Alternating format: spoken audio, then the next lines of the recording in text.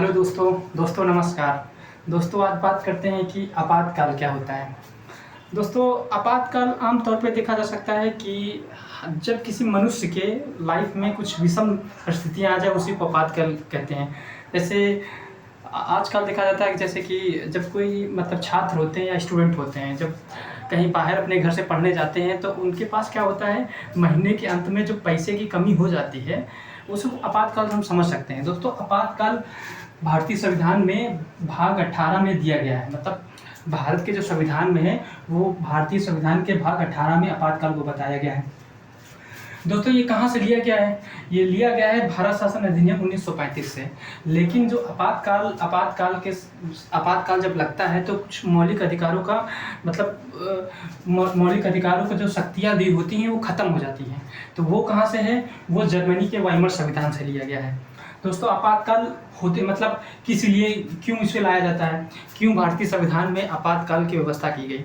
क्योंकि अगर इसलिए व्यवस्था की गई थी क्योंकि जैसे कि भारत है, भारत में कई स्टेट हैं। तो क्या होता था कि ये स्टेट जो हैं अलग अलग मांग करते थे कि मुझे भारत से अलग होना है, मुझे छोटा स्टेट दे दीजिए। तो भारत के संविधान में इसीलिए इसको मतलब आपातकाल शामिल किया गया है ताकि वो भारत की एकता, अखंडता, लोकतांत्रिक गणराज्य को बनाए रखें। इसीलिए इसको रखा गया। क्योंकि जब आपातकाल लगता है तो आपातकाल लग जाने के कारण क्या होता है कि पूरी शक्तियाँ केंद्र के हाथ में हो जाता है। लेकिन ऐसे तो हमारा जो मतलब हमारा जो संविधान है संघीय संविधान है, लेकिन क्या होता है जब आपातकाल लग जाता है तो पूरी शक्तियाँ केंद्र में हो जाती हैं। इसे एकात्मक बोल दे सकते हैं, कह सकते हैं। तो आपातकाल मतलब कितने प्रकार से हमारे यहाँ लगता है देखा जाए तो राष्ट्रीय आपातकाल होता है, राष्ट्रपति शासन होता है, वित्तीय आपातकाल होता है। तो जब राष्ट्रीय आपातकाल होता है वो अनुच्छेद 352 से लगाया जाता है। मतलब जो राष्ट्रीय आपातकाल होता है वो 352 के तहत लगाया जाता है। वो उसके आधार क्या होते हैं? आधार होते हैं युद्ध होता है, बाह्य आक्रमण होता है, सशस्त्र विद्रोह होता है। दोस्तों ये सशस्त्र विद्रोह है, ये पहले नहीं था। ये सशस्त्र विद्रोह की जगह आंतरिक गड़बड़ी थी, लेकिन ये 44वें संविधान संशोधन के तहत इसको क्या किया गया? सशस्त्र विद्रोह किया गया। 44वें संविधान संशोधन से सशस्त्र विद्रोह किया गया इसका, तब इसका मतलब इसको कर दिया गया। वहीं अगर राष्ट्रपति शासन के बारे में बात करते हैं, राष्ट्रपति शासन दो आधार पे लगाया जाता है, आर्टिकल 356 से और आर्टिकल 365 से। जब 356 से लगाया जाता है तो इसे संवैधानिक मतलब आपातकाल भी बोलते हैं और राष्ट्रपति शासन भी लगते हैं। लेकिन जब 365 से लगाया जाता है, जब 365 से लगाया जाता है यानी कि कोई जब राज्य है और जब केंद्र जो है उसको निर्देश देता है और वो निर्देशों को पालन करने से मना कर दे, तब क्या कर देते हैं? आर्टिकल 365 के तहत उसे राष्ट्रपति शासन भी उससे तहत लगाया जाता है। ठीक। वहीं वित्तीय आपातकाल की बात करें तो आर्टिकल 360 के तहत वित्तीय आपातकाल लगता है। बात करें कि ये कितने दिन तक चलते हैं, मतलब इनका वहीं अगर देखें कि जो राष्ट्रीय आपातकाल होता है ये कब तक लगता है? ये अनंत तक होता है। अनंत मतलब अनंत काल तक लगता है। और ये मैक्सिमम क्या होता है? अधिकतम 3 वर्ष तक लगता है, अधिकतम 3 वर्ष तक। और ये अनंत तक लगता है। ठीक। अब बात करें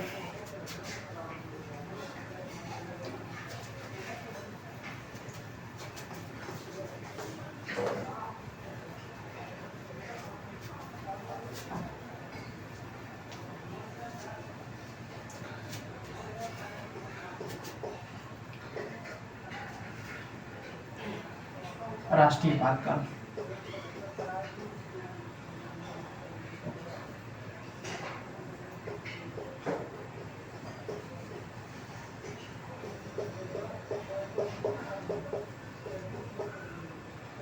जैसे हमने बताया कि ये कब तक लगता है, इसका समय क्या होता है? अनंत काल तक होता है, अनंत काल तक। लेकिन अनुमोदन का समय कितना होता है?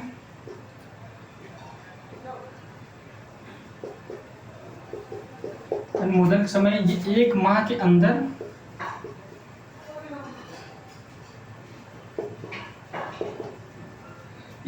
अंदर इसको पास कराना होता है। अगर ये 1 माह के अंदर पास हो जाता है तब एक बार में आपातकाल जो है 6 माह के लिए लगता है, 6 माह के लिए। 6 माह के लिए। और 6 माह के लिए लगता है, 6 माह करके इसको अनंत काल तक बढ़ाया जाता है। यानी कि एक बार जब अनुमोदन मिल जाएगा, मतलब संसद से, मतलब लोकसभा राज्यसभा से, और ये कितने से होता है, विशेष बहुमत से होता है दोस्तों। कैसे, विशेष बहुमत। विशेष बहुमत से तात्पर्य है कि मतलब आधे से अधिक जो सदस्य हैं और उपस्थित और मत देने वाले सदस्य 2/3, मतलब आधे से अधिक, ठीक, और उपस्थित और मत देने वाले 2/3 सदस्य, इससे लगता है। दोनों से मतलब दोनों सदन से, राज्यसभा लोकसभा से अलग अलग पास होता है। ये भी दोस्तों, ये पहले व्यवस्था ऐसी नहीं थी। ये भी क्या हुआ, ये भी 44वें संविधान संशोधन से, 44वें संविधान संशोधन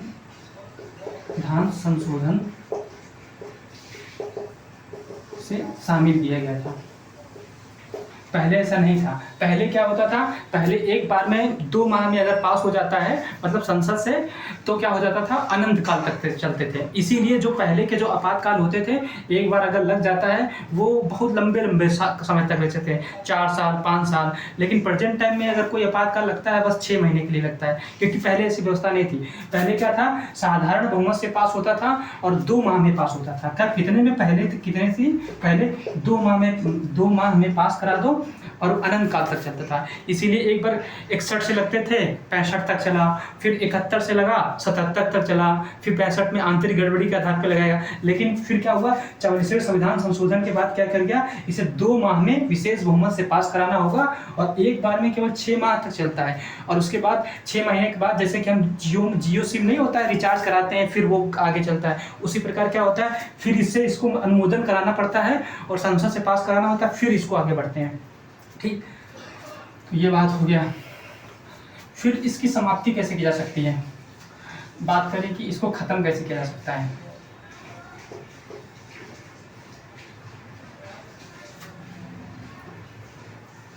या फिर इसको निरस्त कैसे किया जाता है, कैसे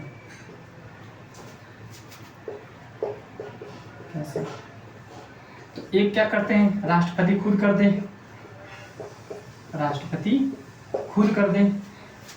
दे, और दूसरा क्या होता है, लोकसभा जो है, लोकसभा साधारण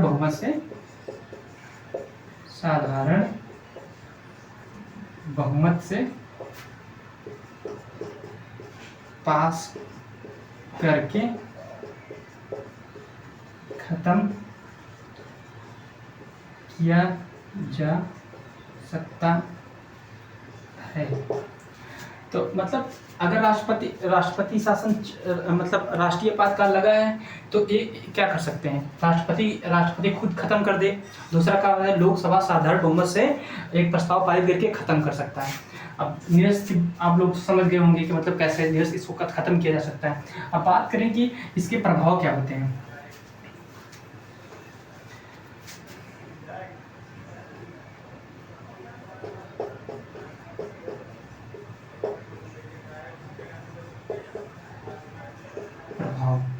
दोस्तों प्रभाव क्या करते हैं, प्रभाव पे अगर बात करें कि प्रभाव पे इसके क्या क्या पड़ते हैं, मतलब तो हम कह सकते हैं कि केंद्र राज्य संबंधों पर प्रभाव। केंद्र राज्य संबंधों पर नंबर 1, केंद्र राज्य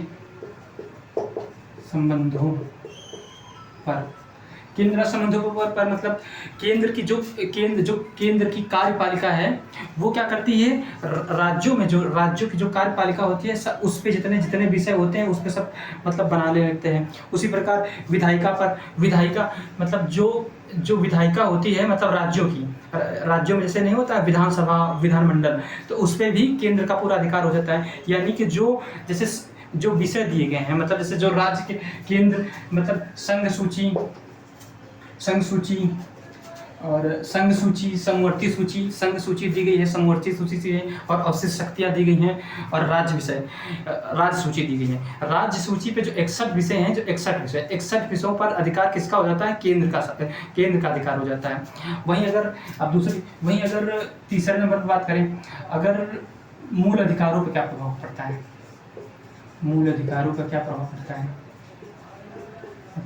मूल अधिकार दोस्तों, ये क्या होता है ना, मूल अधिकार देखो, जब आपातकाल लगता है तो इसको समझने के लिए हम आर्टिकल 58 और आर्टिकल 359 समझना होगा।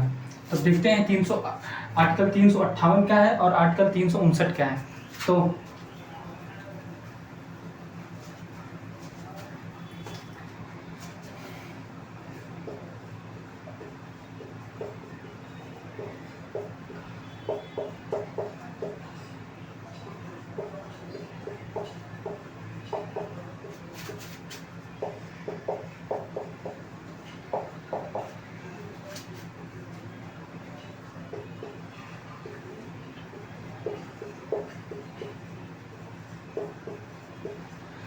दोस्तों अब बात करें कि आर्टिकल 358, जब आर्टिकल 358 के तहत हम देखते हैं कि अगर 358 के तहत लगा है तो अनुच्छेद 19 में जो 6 प्रकार की स्वतंत्रताएं दी गई हैं, स्वतंत्रता, वो क्या होती हैं, समाप्त हो जाती हैं जब आर्टिकल 358 के तहत लगता है। मतलब लगता है जैसे इसमें जो आर्टिकल 19 जो है, आर्टिकल 19 में जो 6 प्रकार की स्वतंत्रता है उसको समाप्त हो जाए, जैसे कि वाक्य एवं अभिव्यक्ति की स्वतंत्रता उसी में है, मतलब संघ बनाने की स्वतंत्रता, सम्मेलन करने की स्वतंत्रता, कहीं भी देश में भ्रमण करने की स्वतंत्रता, कोई भी व्यापार करने की स्वतंत्रता, ये जितनी होती हैं अगर आर्टिकल 358 के तहत आपातकाल लगाया गया है तो जो आर्टिकल 19 की 6 प्रकार की स्वतंत्रता हैं उनको समाप्त की जाती है। लेकिन इसका एक रीजन है, इसके एक अगर है, अगर आपातकाल सशस्त्र विद्रोह के आधार पर लगा है, मतलब आपातकाल जो है दो प्रकार का आपातकाल, जैसे कि एक बाह्य आपातकाल होता है, एक आंतरिक आपातकाल होता है। तो अगर सशस्त्र विद्रोह के आधार पर लगा है, सशस्त्र विद्रोह मतलब सशस्त्र विद्रोह के आधार पर आपातकाल लगा है तो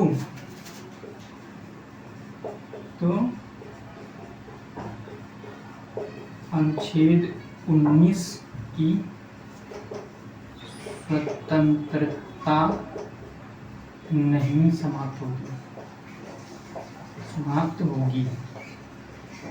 कहने का मतलब है कि अगर ये जो आपातकाल, जैसे आप लोगों ने अभी आपने देखना कि हम लोग जो राष्ट्रीय आपातकाल लगाते थे वो युद्ध से, बाह्य आक्रमण से और सशस्त्र विद्रोह से। तो सशस्त्र विद्रोह कब लगाया गया, मतलब कब संविधान में, मतलब आपातकाल में जोड़ा गया था, ये 44वें संविधान संशोधन के तहत सशस्त्र विद्रोह जोड़ा गया था।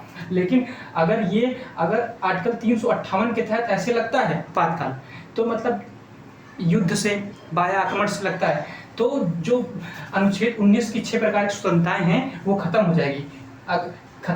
कौन कौन से, युद्ध से लग जाए, बाह्य आक्रमण से लग जाए, तो क्या होगी, ये खत्म हो जाएगी। लेकिन अगर 358 के तहत अगर आपातकाल सशस्त्र विद्रोह के तहत लगता है तो अनुच्छेद 19 की जो स्वतंत्रता है वो समाप्त नहीं होगी। ये भी किस संविधान संशोधन से जोड़ा गया, ये भी 44वें संविधान संशोधन से जोड़ा गया था।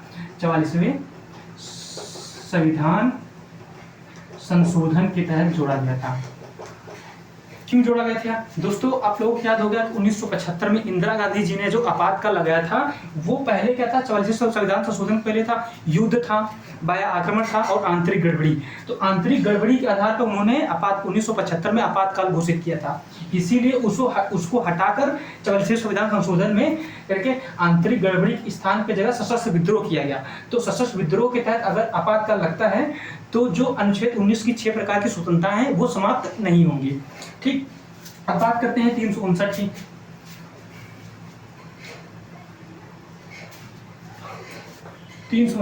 दोस्तों 359 अगर आपातकाल जो है राष्ट्रीय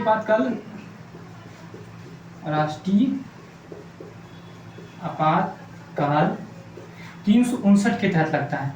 359 के तहत लगता है तो अनुच्छेद 20 और 21 समाप्त नहीं होंगे।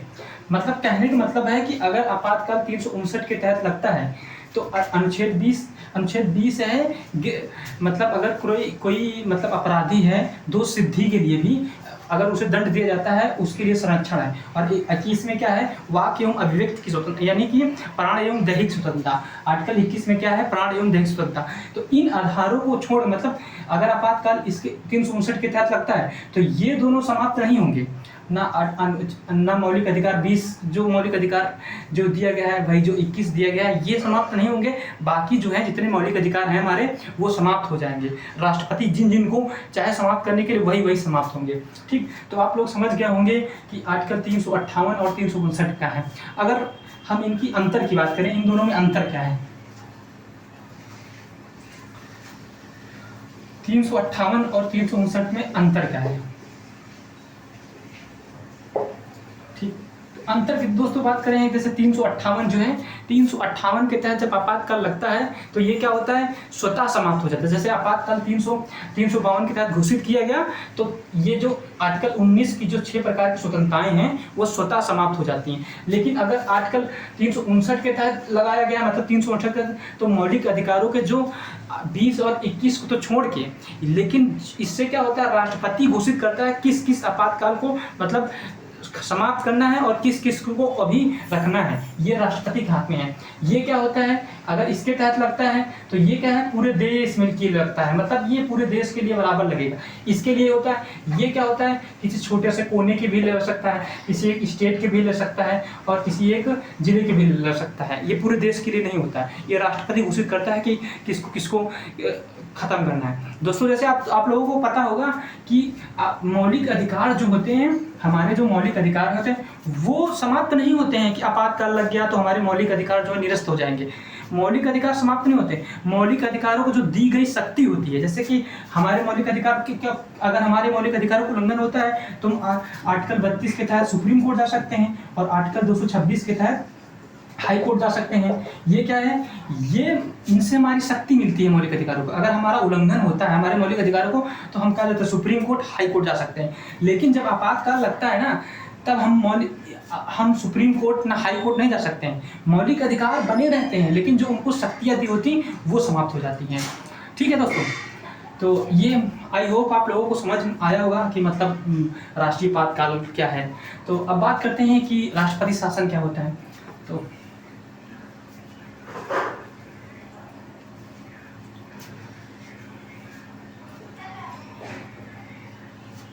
यह हम देख लेते हैं कि इससे पहले एक चीज़ और समझ लेते हैं कि 44वें संविधान संशोधन से पहले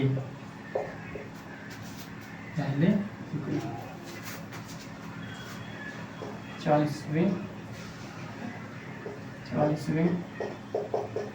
संविधान संशोधन से पहले 44वें संविधान संशोधन के बाद दोस्तों ये व्यवस्था जो है आप लोग, हम जैसे कि यूपीएससी या यूपीपीसीएस स्टेट पीसीएस के लिए लक्ष्मीकांत की बुक में बहुत ज़्यादा फेमस है, लेकिन ये व्यवस्था नहीं लक्ष्मीकांत के बुक में है। मैं इसको तो आप लोगों को एक्स्ट्रा बता रहा हूँ। दोस्तों जैसे क्या था, 44वें संविधान संशोधन के पहले क्या थी कि आपातकाल जो है 2 माह के लिए, मतलब एक बार अनुमोदन कितना लगता था, अनुमोदन 2 माह के लिए, 2 माह के बाद हो जाता था और अनंत काल तक चलता था, अनंत काल तक। लेकिन 44वें संविधान संशोधन के बाद 1 माह हो गया, 1 माह, ठीक, और 6 माह से अधिक नहीं, ठीक। और दूसरा फिर क्या हुआ, इससे पहले क्या था, जो आपातकाल लगता था वो जो होता था, मंत्रिमंडल जो है ऐसे प्रधानमंत्री क्या कर देता था, कह देता था कि भाई आपातकाल को लगाना है, तो पहले हो जाता था। मतलब जो लगाने का आधार था वो मतलब प्रधानमंत्री ही की द्वारा हो जाता था, मतलब प्रधानमंत्री कहने से। लेकिन फिर मंत्रिमंडल, अब क्या होता है, मंत्रिमंडल जो है लिखित सलाह पर होता है, लिखित सलाह पर होगा आपातकाल। और क्या होता है, और भी दोस्तों आप सोच सकते हैं कि और क्या क्या हो सकता है, कि ये हो गया अनुमोदन के, ये हो गया। फिर और क्या हुआ था, और के बाद बताता मैं आपको बताता हूँ और क्या क्या हो सकता है। तो ये काफ़ी चीज़ें हुई जो हैं, जो राष्ट्रपति मतलब राष्ट्रपति शासन के समय मतलब पहले से नहीं थी। ये राष्ट्रपति बाद में 44वें संविधान संशोधन के तहत मतलब 44वें संविधान संशोधन को आप लोग मतलब आपातकाल के लिए एक मतलब मील का पत्थर कह सकते हैं।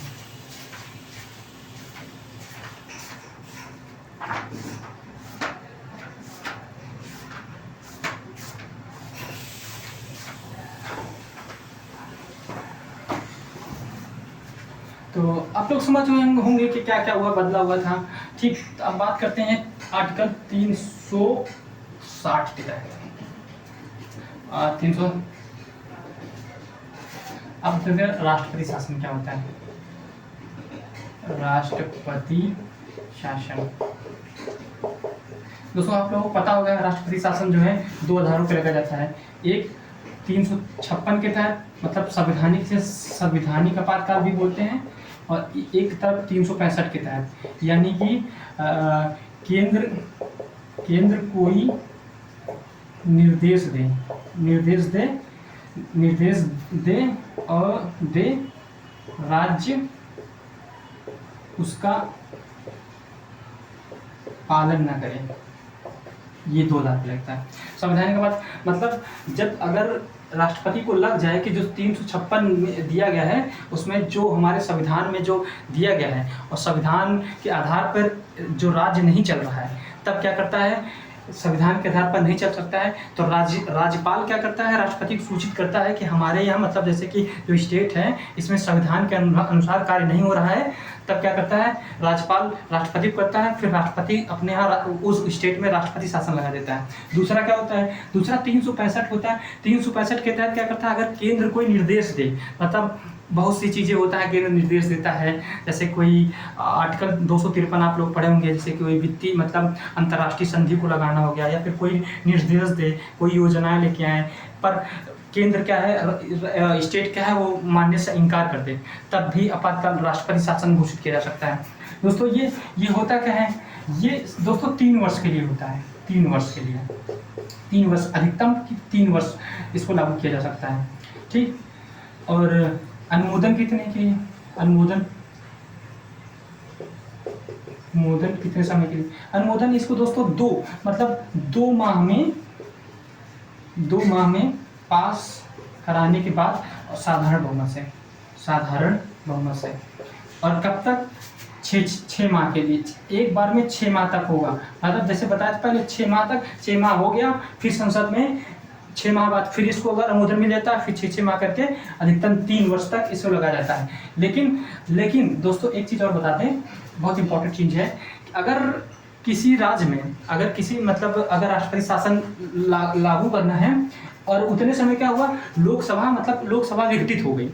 लोकसभा अगर विघटित हो जाने के बाद क्या होता है कि जब तक दूसरी बार लोकसभा नहीं बन जाती है, लोकसभा जब बन जाती है उसके 30 दिन तक इनको समय मिलता है, कि 30 दिन तक समय मिलता है, और उसके बाद 30 दिन बाद अगर लोकसभा अपना अनुमोदन पारित कर देती है, तब तक ये चलेगा। अगर नहीं पारित करती है यानी कि तब तक एक सदन पास कर दे, राज्यसभा अगर पास कर देता है, और कर देने के बाद क्या हो गया, उतने समय जब ये आपातकाल लाया गया, लोकसभा विघटित हो जाती है। तो इसका इंतजार किया जाता है कि जब तक लोकसभा दूसरी अवधि के लिए बन नहीं जाती है, और बन जाने के 30 दिन तक इंतजार किया जाता है। और 30 दिन बाद जैसे ही ये बन गई, और 30 दिन बाद इसका अनुमोदन हो गया। अगर नहीं अनुमोदन हुआ तो ये खत्म हो जाता है, अगर अनुमोदन हो गया तो ये आगे चालू रहता है। तो इसी प्रकार वो वाला आपातकाल जो राष्ट्रीय आपातकाल था, उसमें भी यही व्यवस्था की गई कि 30 दिन तक ये मिलता है, अगर 30 दिन बाद वो अनुमोदन मिल गया तो रहती है, वरना खत्म हो जाता है। तो ये दोस्तों ये हो गया। और अगर इसको अगर एक बार में केवल 1 साल के लिए ही बढ़ाया जा सकता है। 1 साल, अगर 1 साल से अधिक बढ़ाना है तो क्या होगा, 2 परिस्थितियों में 1 साल से अधिक इसे लागू किया जा सकता है। एक परिस्थिति में कौन सी है, जब वहाँ पे पहले से ही राष्ट्रीय आपातकाल हो। राष्ट्रीय आपातकाल अगर है, ठीक, राष्ट्रीय आपातकाल है तो क्या होगा, तब 1 साल से अधिक लगा जाता है। दूसरा क्या कर दे, चुनाव आयोग अगर कह दे कि हम यहाँ पे चुनाव नहीं करा सकते हैं, तब राष्ट्रपति शासन 1 साल से अधिक लगाया जा सकता है। वरना ये अधिकतम 3 वर्ष है, अधिकतम 3 वर्ष लगता है, लेकिन एक बार में मतलब 6 माह करके 1 ही साल बढ़ाया जा सकता है। अगर 1 साल से बढ़ाना ऊपर है तब 2 परिस्थितियों में राष्ट्रीय आपातकाल लगा हो पहले से वहाँ उस स्टेट में, और या फिर चुनाव आयोग कह दे कि यहाँ चुनाव कराना अभी मुमकिन है, अभी नामुमकिन है, तो क्या है, तब 1 साल से अधिक लग सकता है। दोस्तों इसके प्रभाव क्या होते हैं?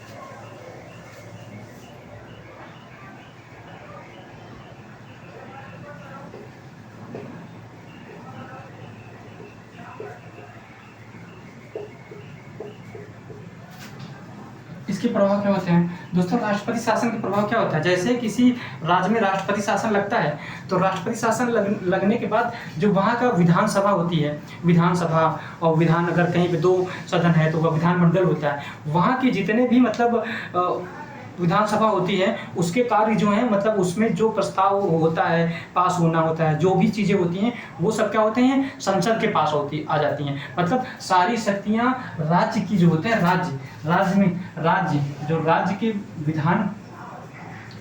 विधान सभा होता है, जो उसकी सारी शक्तियाँ किसके पास चली जाती हैं? संसद के पास। मतलब पूरा जो है इन सब पे जो संसद जो है, संसद इन सब पे क्या होता है, इन सब पे कानून बनाने लगता है। इन सब की पूरी शक्तियाँ किसके पास आ जाती हैं? संसद के पास हो जाती हैं। और इस राज्य की जो राज्य की विधानसभा होती है, विधान परिषद होती है, और जो इसकी जो मंत्रिमंडल होता है, इसको क्या होता है, विघटित मतलब खत्म, भंग कर दी जाती है। इसकी जो मंत्रिमंडल है, इसको पहले ही भंग कर दिया जाता है।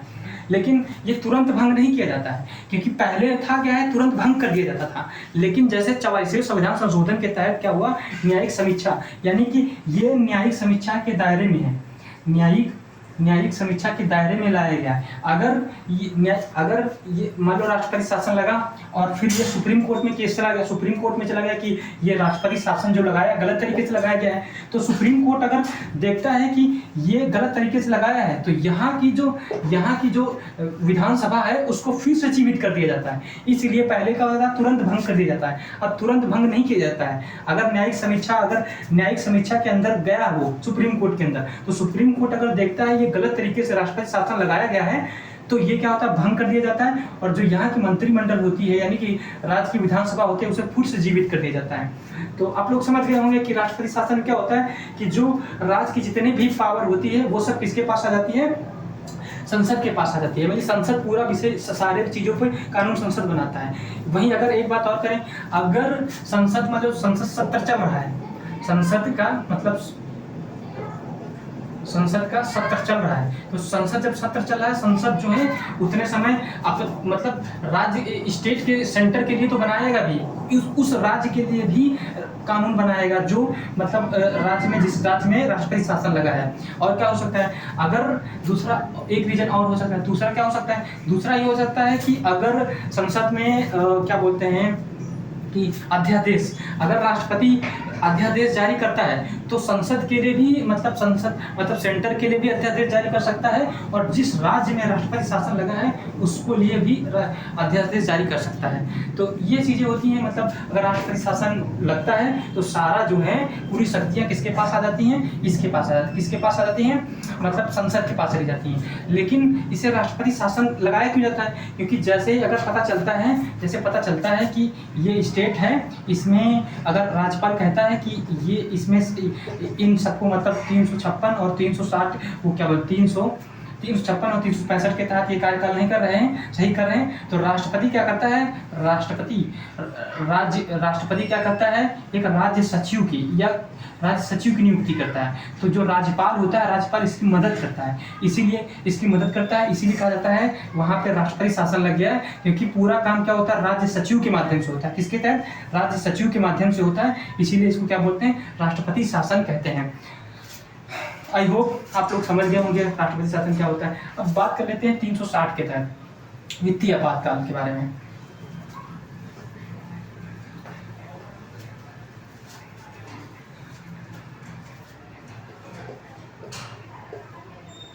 वित्तीय आपातकाल,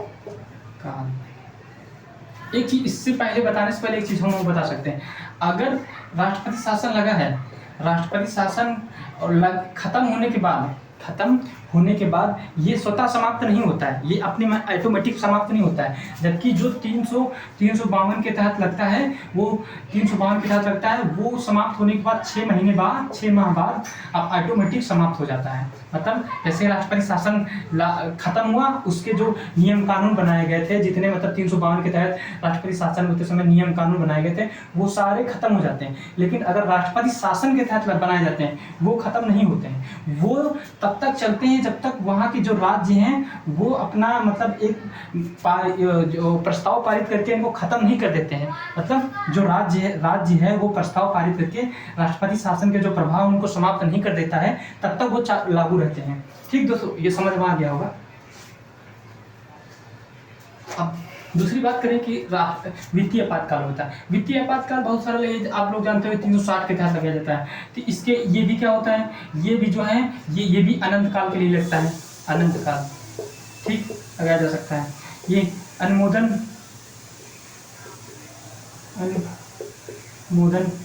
2 माह में साधारण बहुमत से,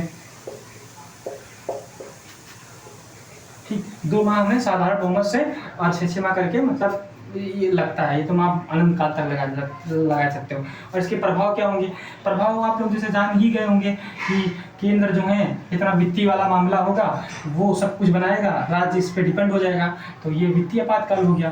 तो ये आप लोग समझ गए होंगे कि भाई यहाँ वित्तीय का आपातकाल, तो वित्तीय आपातकाल भारत में अभी तक एको बार नहीं लगा है। वहीं अगर ऐसे बात करें तो